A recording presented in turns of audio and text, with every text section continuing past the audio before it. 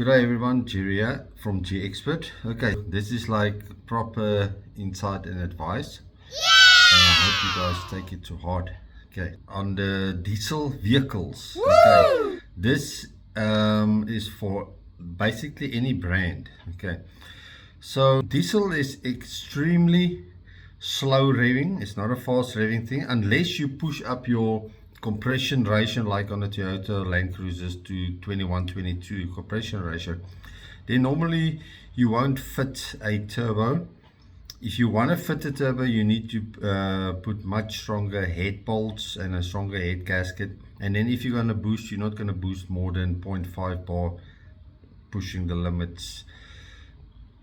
You can maybe go 0.8, but you're definitely not gonna overfuel. Then your motor is gone like in a few seconds. Okay, so normally aspirated, if you want a quicker response, you need to push up your compression ratio, but then you will have quick response and then nothing. Okay, that's the way it will be with the newer generations. And even if you look at the Isuzu, the KB250s that used to be normal aspirated, same problem. Okay, like a little bit of a quick response and then nothing, it just stays there. If you go turbo on a single turbo on a diesel, they need to lower the compression ratio, and the problem is they lower it to about 16.5, more or less in that area. Toyota, GWM, BMW, Nissan, they're all exactly the same. All Chinese, Japanese, they're all exactly 100% the same. Okay, so you don't have quick response. No matter what you do, you will not have quick response. It's just not possible. But then if you drop the compression ratio, you must run turbo. You have got no choice. But now this is where the problem comes in. They think that you just smack on the turbo and pop is your uncle, whoever he might be. And it's a stupid, wrong attitude. Okay, if you want to specialize in a low compression and diesel, you need to specialize in the right turbo for that specific size motor. Now, talking about GWM 2-liter motor, although the motor is copied from 320 diesel, okay, copied, okay, not the original, brought over, copied, it's giving the same problems. The 2.4 is an improvement on the 2-liter, okay, and it is actually a bit of an improvement, I must say. Not too bad actually, but now your response is still slow. You cannot compare a diesel turbo to a petrol vehicle. It doesn't make sense what you're doing. Even if you compare your diesel turbo to a petrol turbo, you will realize you have a bit of lag underneath.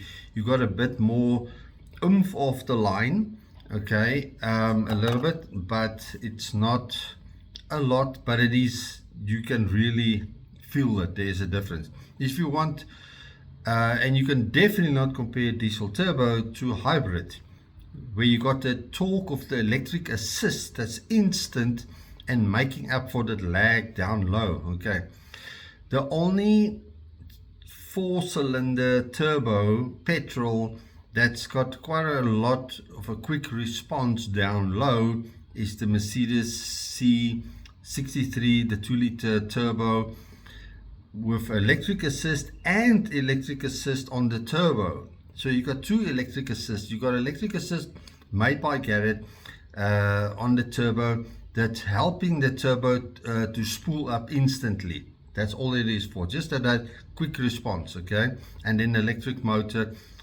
well, like a hybrid. Okay, so that's the only turbo 4-cylinder petrol that's got quite of a quick response. Okay, the rest is a little bit slower, and on diesel definitely. The only diesel that's got a bit of a quicker response is the bi-turbo. But on bi-turbo you need a bunch of valves on the exhaust side, normally valves on your intake, or you need like proper flow and maybe a pressure relief or something like that. You need to have something like that to create and your first turbo will be extremely small. The only use for that turbo is create quick response down low, and then a little bit later a valve will open on the exhaust side and a bigger turbo will take over. Okay, that's the way it works on a bi-turbo. On petrol, well, basically the same. Okay, but there's way more valves involved on a bi-turbo on a petrol than on a diesel. Okay, so even if you go compound turbo on a diesel, yes, it is a bit better, but and you can create a lot quicker response from a compound turbo than from a bi-turbo. Okay, because you're working solely on, mostly on pressure. The quicker the better, and so your manifold turbo will spool up pure logic first, and then but your low pressure turbo doesn't take too long to spool up, but it's providing a crap lot of air from basically almost idle. Okay, so your manifold turbo, you can make it street and VNT, and you can set it right so it can spool quickly, but you will realize that your compressor side wheel is quite smaller, but it's only there for reaction. That's all it is for. Okay, then your bigger turbo will take over. It will blow a crap amount of air, not a lot of boost. Let's say your small turbo makes 1.5 bar, your low your, let's call it manifold high pressure turbo, and your low pressure atmospheric turbo will then boost about, say, 0.5 bar, but it will come into play a little bit later. But it can supply a way more air, about from 1500 RPM, more or less, air, than the small turbo will be able to suck in. So it's giving that small turbo, not, let's say here in Gauteng, let's say 13 psi atmospheric, it will maybe give it 14 point something, a little bit higher. So it's getting a bit more air, so it can spool up. It will spool up the way it spools up, but the amount of air it puts into the pipes to the intake manifold is way quicker, getting to that 1.5 bar or whatever. It's going to be more, but in this case 1.5 bar for the small turbo. Then the ECU will start opening it up, and it will just do a free spool run. But by the time the ECU opens it up, the bigger turbo is already 10 to 1 already, 0.5 bar boost. Okay, and it basically just takes over. It also keeps its pressure, but it's just supplying a crap lot of air. So that's the only way you can get a lot quicker response. Okay, but you cannot compare diesel turbo to petrol turbo, and the response you're getting, that doesn't make sense what you're doing whatsoever. Diesel is a power motor. It's not it's a working horse. It's a power motor. It's not a ref motor, a playing toy thing. It's a thing that can be reliable, and it can carry on with a lot of power. Where petrol is more of a, some will use it for work, but it's more like a driving thing. You can make it quick response. You can make it a little bit, especially if it's ECU control, a little bit smoother response. But it's a race thing. It's a fast thing. Okay, maybe I'm not saying the right words, but how you treat petrol. But if you want quick response, you want instant response, you want things to happen from basically tap, then petrol is more of a way to go. So if you want a bucket that responds quickly, you can go PHEV. Okay, plug-in hybrid. So you got electric assist, and you got your petrol. Yeah, that will be better. A better PHEV will tend to be a diesel plug-in hybrid. So you got the power and the torque of the diesel, and you got the assist of the electric motor for quick response. That will just make total sense.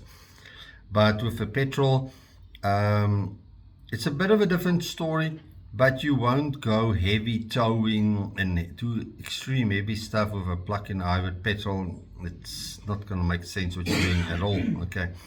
But if you're a guy that wants quick response, I want to drive and just want a quick tap and it must go, diesel is not the way for you to go unless you do some serious upgrades.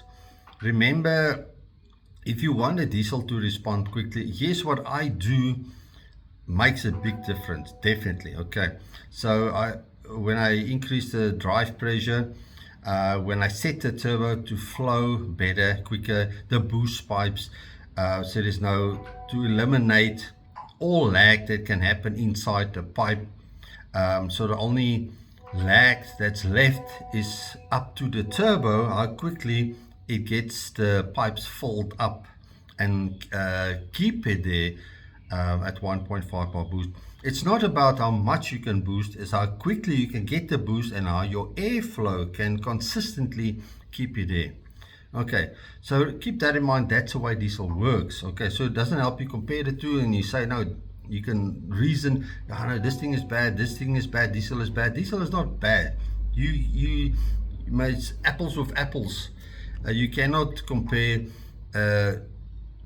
something, petrol with diesel. It doesn't make sense what you're doing. Okay, you must decide what you want and how you want to do it. If you want diesel to respond quick, there is things that you can do like compound turbo, but you will lose your warranty because the manufacturer cannot understand it's actually better.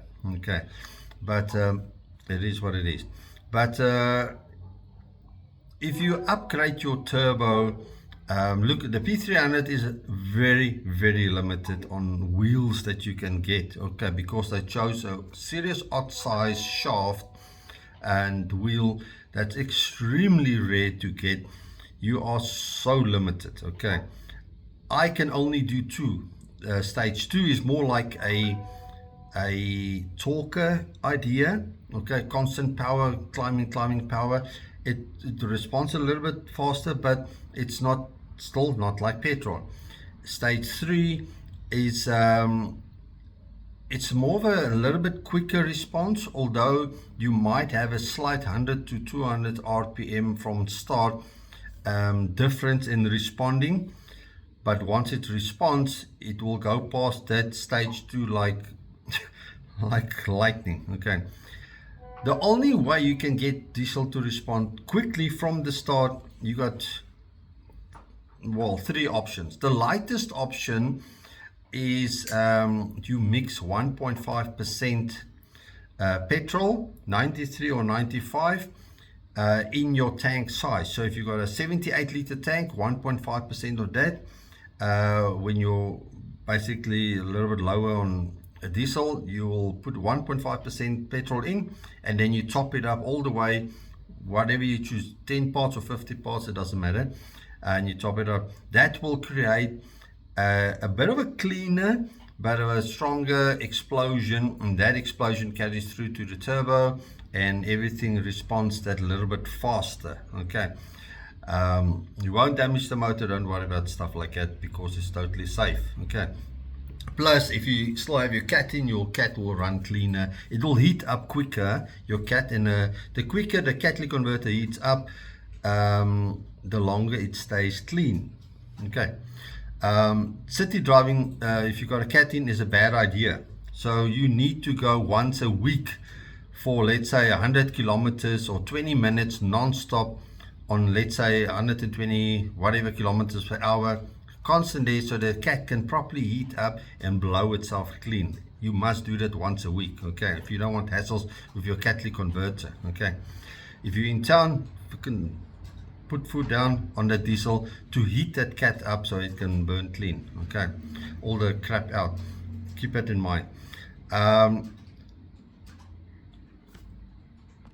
Okay, then the second thing to get your diesel to respond quicker is hydrogen. Okay, you inject hydrogen directly into your intake manifold. Okay, the only problem, the closer it is, the better. Okay, so the closest place to do that is normally at your EGR. I don't know if you will lose warranty on that, if they will get confused, or, but the only way you can lose warranty on anything if you can prove that that specific thing that you've added caused problems, not thumb sucking, it caused problems by engineers, and on paper this thing is the actual cause of the problem. GWM like to blah blah blah and say you lose your warranty if you put a downpipe, but there's no sensor on that whole exhaust system.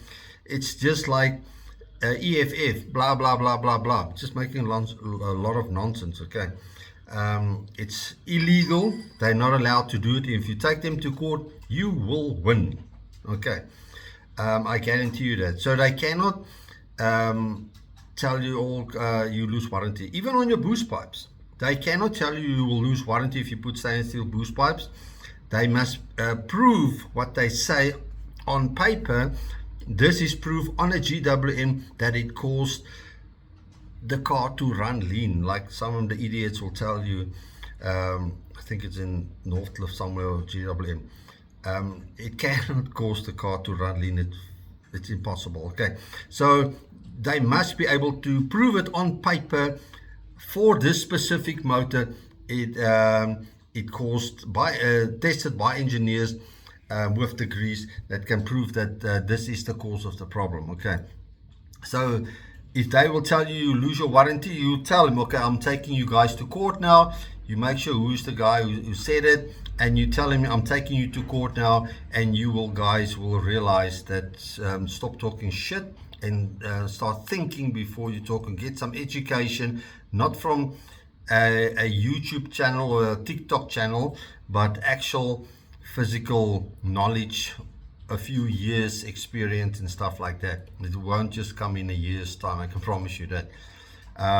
So yeah, so you can add hydrogen, okay, that will just cool down the air a bit more and cause a little bit of a stronger explosion happening inside the cylinder.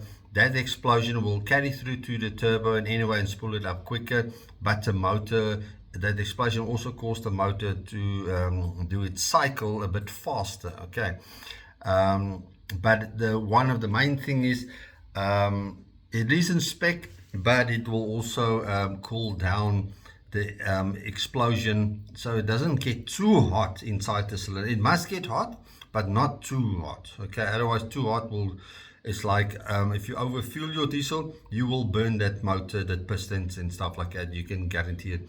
If you over air, putting too much air in the system, you're just putting too much air in the system. It's not like petrol. Okay, so you can rather upgrade your turbo than do a ECU tune, sorry to say. Okay, you can rather upgrade your turbo or set your turbo right and, and add hydrogen.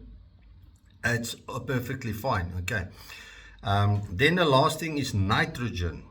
You can add nitrogen, but there you need to be careful. Okay, it needs to be, well, you need to be out of warranty, that I can tell you now.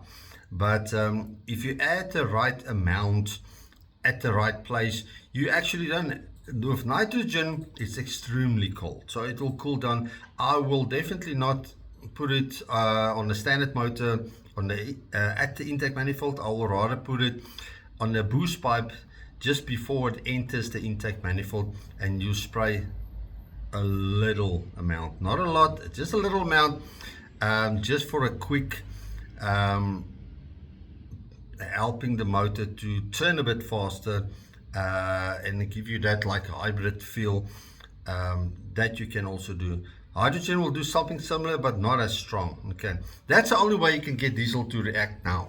Okay, so keep that in mind. Don't compare diesel to petrol. It just doesn't make sense what you're doing whatsoever at all. Okay, compound turbo gives you quicker response, but it gives you a crap lot of boost, and boost will also equal torque.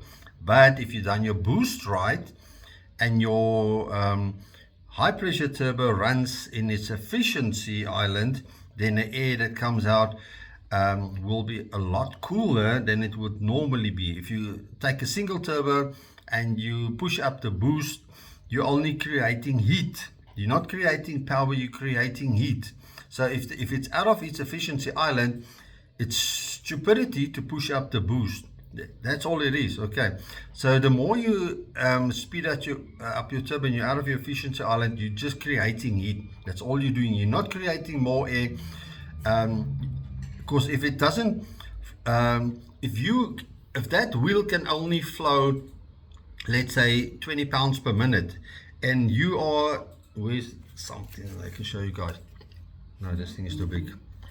Let's say here's your efficiency island, and let's say here's your boost, and here's your pounds per minute, your flow, almost like RPM but flow. Okay, so if you're on your max here, let's say 4,000 RPM even, and 20 pounds per minute max. Okay, but you are already standard boosting here because you're a little bit out of your efficiency. If you're going to create more boost, you're just going to create more heat. You're not going to create more flow. You're just creating more heat. That's all. And more heat is less air, and you will actually make less power. Okay, then I will try and add more fuel to try and get the turbo. You cannot, if a turbo cannot supply more air, it cannot supply more air. It doesn't help you create more boost and add more fuel. You will add a little bit more, but the more you add after that, you just shortening the life of the motor and of the turbo. That's it. Okay, so maybe there's some tuners that can wake up in life. Okay, upgrade your hardware, or upgrade your motor, your valves, your cam, your flow, your porter head, or upgrade your turbo so it can supply more air. So if you got a turbo that flows max 20 pounds per minute, okay, it doesn't help you try and get it to flow more. It cannot flow more. It's impossible. If you upgrade the motor to push out more air, yes, it might be able to let the turbo flow more air, sort of. Not much. Okay, let's say from 20 it will go maybe 22 pounds per minute. It's not going to be a big difference. Okay, so rather upgrade your turbo compressor wheel, but keep it in comparing with the turbine wheel. Doesn't help you got a turbine wheel here and you got a compressor wheel here. It's going to last maybe a day or two. Okay, it's not going to last long. Okay, so if your inducer on your exhaust side is 50, your exducer on your compressor wheel cannot be more than 25% max. And that's not a lot more. It's just like 6 centimeters max, pushing the limits more. So you will see on a standard turbo, normally you will see your turbine, if it's 50, your compressor will also be a little bit smaller, or also 50, but most of the times it's smaller. Okay, so you don't want more compression on your compressor side than on what your turbine can handle, because you will make things go skew and you'll push up unnecessary drive pressure and all kind of nonsense. That's why the turbos that I work out works in comparison with the turbine side and the boost that you can boost and allowed to boost, and a few other things. Okay, so by pushing your boost up on a single turbo is just plain stupidity. That's all it is. Okay, it's living in a dream world and playing Gran Turismo way too much. Okay, reality is a total different story. So if you go bi-turbo, you go compound turbo, automatically you will push up the boost. But if you push up the boost from your low pressure turbo to your high pressure turbo, and if you work things out on your high pressure turbo, let's say you boost 22 psi standard on a GWM, and your atmospheric is 14.7, for example, divided by 14.7, you will see where you will be in your chart. But if you boost 22 psi, but your atmospheric becomes 16, divided by 16, you will see you will be way in your efficiency island, and that's exactly what the low pressure will cause the small turbo. But it will just multiply, but it will run a lot cooler and in its efficiency island, it will open up quicker. And anyway, your EGTs will be lower. Your original turbo will last almost a lifetime, and your bigger turbo basically takes over, but your boost will go up, unfortunately. So you need to change other things like your intake manifold air pressure, that sensor, manifold air pressure sensor, so it can handle that boost. Now GWM can handle constant 2.5 bar, including atmospheric, but it peaks at 3 bar, okay, but constant is 2.5, okay. So I think the 2.4 will be 10 to 1 the same, but it doesn't now tell you to go push up your single turbo. Like I said, what's going to happen, keep that in mind. So that's the way diesel works, and that's, so if you want a response, a little bit 1.5% fuel once a week, okay, or once every second week, you can do it, or hydrogen or nitrogen, but I don't think you guys should go the road of nitrogen. That's a different ball game, okay. You need a proper specialist to do that, otherwise it's goodbye engine, okay. Hydrogen actually the same, well, the mixture also the same, but nitrogen it's extremely cold, okay. But hydrogen, it works well. There is guys in KZN that's installing hydrogen kits that actually works.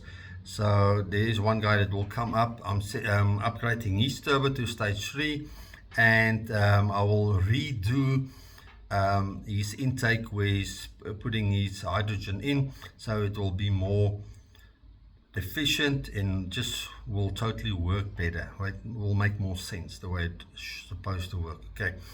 But that's the way diesel works, and don't compare it to petrol. Just doesn't make sense what you're doing.